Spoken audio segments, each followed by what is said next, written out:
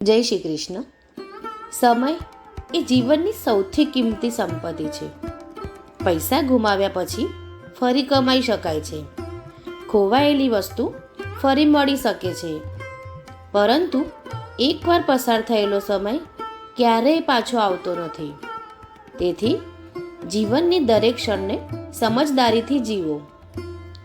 જે વ્યક્તિ સમયનું સન્માન કરે છે, સમય પણ એક દિવસ તેને સફળતા, સન્માન અને સુખ જરૂર આપે છે.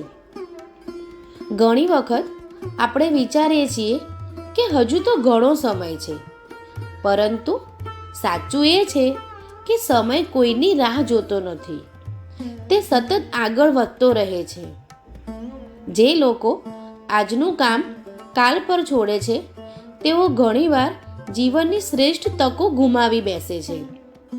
જ્યારે સમય પસાર થઈ જાય છે, ત્યારે માત્ર પસ્તાવો જ બાકી રહે છે. જીવનમાં સારા અને ખરાબ બંને સમય આવે છે. સારો સમય આપણને ખુશી આપે છે, જ્યારે ખરાબ સમય આપણને સાચા લોકોની ઓળખ કરાવે છે અને જીવનનો અમૂલ્ય અનુભવ શીખવે છે.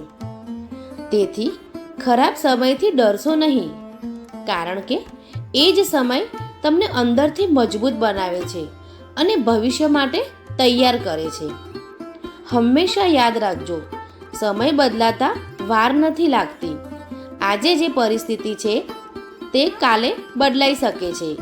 તેથી સારા સમયમાં ક્યારેય અહંકાર ન કરવો અને ખરાબ સમયમાં ક્યારેય હિંમત ન હારવી. ધીરજ, મહેનત અને ભગવાન પર વિશ્વાસ રાખશો તો સમય એક દિવસ જરૂર તમારી તરફેણમાં ફેરવાશે. રાધે રાધે.